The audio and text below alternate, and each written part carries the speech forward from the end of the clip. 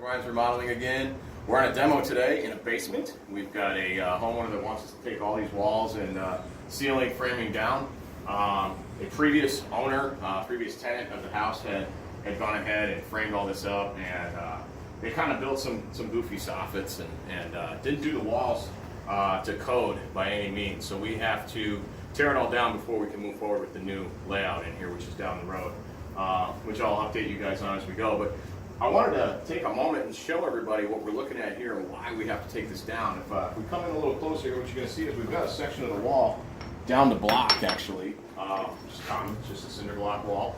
And what they've done here is it almost looks as if somebody had gone ahead and put up some wallboard type material. This is actually paneling that they painted, and in some spots they taped for some reason.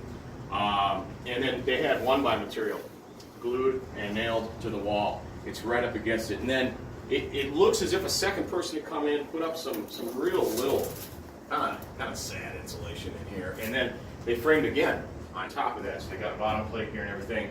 I mean, it's a good effort, but at the end of the day, what you're dealing with here is a pretty specific code issue with how this is supposed to be framed. You're supposed to have an air gap between this wall and your framed wall. And your 2-bys are supposed to come along sideways like normal, 16 on center, and then you insulate between those, and then you poly on top of that. And that poly is what we like to refer to as a vapor barrier. Now, in this scenario, when someone takes and they put material on the wall against the block wall, not only do they not have an air gap, they create a vapor barrier here, and they've got this cellophane surface to this insulation. So they got a second vapor barrier, really, at the end of the day. And what that does is whenever moisture gets in here, if you look down here, there's definitely been some wicking going on, which is very normal in a basement. This is not something to be alarmed by. This is normal. When that happens, there's no air in there to allow that to dry out naturally. If you get a lot of moisture, you end up with a drain tile system. This is not one of those houses. So when the moisture wicks in here due to change in temperature and things of that nature, it just needs air, that's all, and it dries, okay? And if it wicks into the 2-bys or into the insulation, that's what that poly that you would have in here would do. It would block it from coming through to the sheetrock. So right now what you have is a whole bunch of trapped moisture, and if you look back here at this other wall we took down already, it had a lot of moisture trapped in here.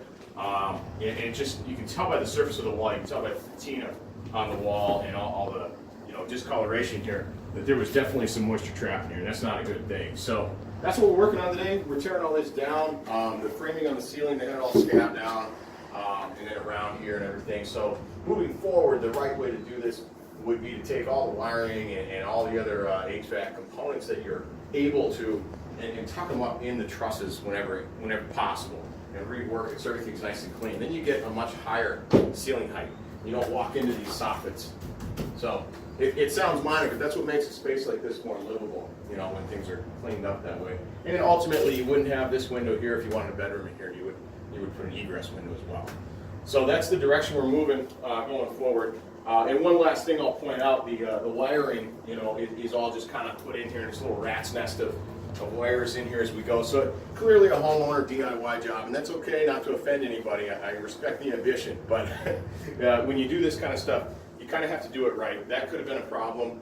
You notice there's no nail guards on here whatsoever over the wiring, and that can lead to a screw going in there, and you could have a short that you never know is there, and that could just be problems. You know, I hate to be dramatic, but that could lead to a fire in a home very easily with a short like that.